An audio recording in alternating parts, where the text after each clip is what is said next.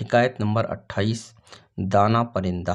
ایک شکاری نے بڑی ترکیبوں اور مشکل کے ساتھ ایک نادر اور خوبصورت چڑیا پکڑی۔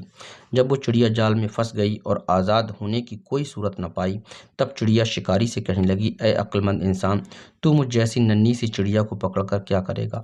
اگر تو مجھے ذبح کرے گا تو میرے ذرا سے گوشت اور گنتی کی چند نرم و نازک ہڈیوں سے تیرا کیا بنے گا؟ مجھے فروخت کر کے بھلا تجھے کتنا مال ملے گا؟ میری بات سن، اگر تو مجھے آزاد کر دے گا تو میں تجھے 3 ایسی بیش بہا نصیحتیں کروں گی جو ہمیشہ تیرے کام آئیں گی۔ ان میں سے پہلی نصیحت تو تیرے ہاتھ پر بیٹھ کر کروں گی، وہ نصیحت ایسی ہوگی جسے سن کر تیرا خون بڑھ جائے گا۔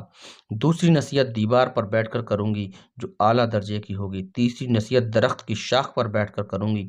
اس لیے تیری دانائی، جواں مردی اور دور اندیشی کا تقاضا یہی ہے کہ تو مجھے آزاد کر دے۔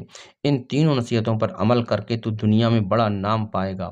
شکاری تھوڑی دیر غور کرنے کے بعد راضی ہو گیا۔ چڑیا اڑ کر شکاری کے ہاتھ پر آن بیٹھی۔ پہلی نصیحت یہ ہے کہ ناممکن بات خواہ کیسا ہی شخص کہے اس پر یقین نہ کر۔ یہ کہہ کر چڑیا فر سے اڑی اور دیوار پر جا بیٹھی۔ اس نے دوسری نصیحت یہ کی، گزری ہوئی بات کا غم نہ کر۔ اس کے بعد چڑیا نے کہا، میرے وجود میں 10 درہم وزن کا ایک ایسا قیمتی موتی ہے جس کی قیمت ہفت اقلیم میں کہیں نہیں۔ یہ موتی پا کر تو اور تیری اولاد عیش و عشرت سے زندگی بسر کرتے، مگر افسوس کہ تو نے مجھے آزاد کر کے یہ بیش بہا موتی ہاتھ سے کھو دیا۔ یہ تحفہ تیرے مقدر میں نہ تھا۔ اتنا سننا تھا کہ شکاری رونے چلانے اور ماتم کرنے لگا، جیسے اس کا کوئی عزیز مر گیا ہو۔ بار بار ٹھنڈی آہیں بھرتا اور سینہ پیٹ کر کہتا کہ ہائے، میں تو برباد ہو گیا۔ مجھ بے وقوف نے ایسی نادر چڑیا کو کیوں آزاد کر دیا؟ ننھی سی جان نے مجھے ہتھیلی میں جنت کی جھلک دکھلا کر لوٹ لیا۔ شکاری جب رود ہو چکا تب چڑیا نے کہا، اے بے وقوف، میں نے پہلے ہی تجھے نصیحت کر دی تھی کہ گزری ہوئی بات کا غم نہیں کرنا چاہیے۔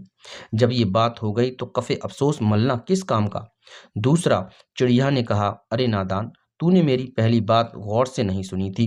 میں نے کہا تھا کہ ناممکن بات کا ہرگز یقین نہیں کرنا چاہیے، خواہ وہ کیسی ہی کیوں نہ ہو۔ ذرا سوچ تو صحیح، مجھ ننھی سی جان کا پورا وجود 3 درہم وزن سے زیادہ نہیں ہے، بھلا 10 درہم وزن کا موتی میرے وجود میں کہاں سے آ گیا؟